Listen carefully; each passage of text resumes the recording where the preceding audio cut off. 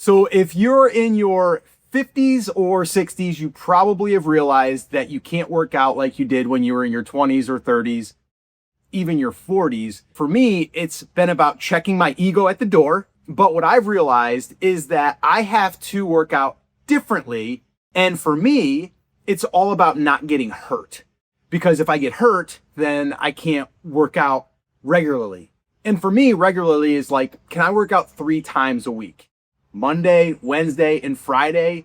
And that's typically what I try to do. Now, if I get hurt because I tried to do something that I used to be able to do, like, I don't know, lift 90-pound dumbbells and do bench presses with those. But now if I try to lift too heavy, then I can get injured. And if I get injured, guess what? I'm out for like 2 weeks, typically 2 weeks. I've been out as much as 4 weeks. And I'm not training for an event or anything like that. I'm not going to try to be a bodybuilder. I just want to stay in shape and still lift weights.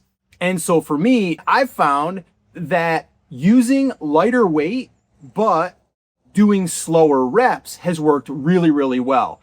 Another thing I realized is that there's just some exercises that I can't do anymore. It's not that I can't do them. I could, but I risk getting injured.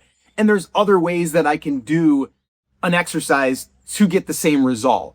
And so for an example, I can do bench press without pretty much getting hurt. But if I try to do military presses with a little bit too much weight, I could tweak my back or my neck. So I just don't do those anymore. I do other things for my shoulders, but I don't do those. And one thing I've been doing a lot lately, and this I would have never done as much as like the primary exercise, is just body weight stuff. It's incredible on like what kind of workout you can get by doing push-ups. And push-ups don't have to be like a whole bunch of them, but if you slow it down and you do a little bit more control, you can really feel that. And if you do a full set of those, or you do decline, or you do incline type of push-ups.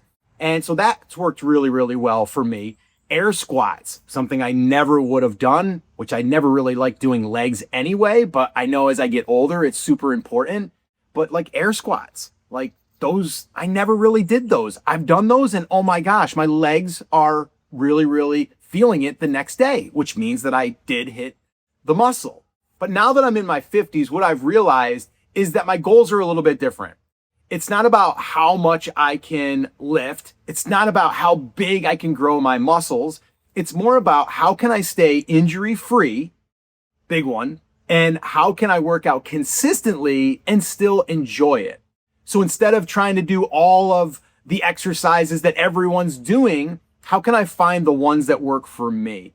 And not really worry about the next gimmick or, the next muscle confusion thing. I've went down that road and I really have just come back to the basics and figuring out what works for me. And that's what I would encourage you to do, is just find exercises that work for you, that are not going to have you get injured so you can't work out.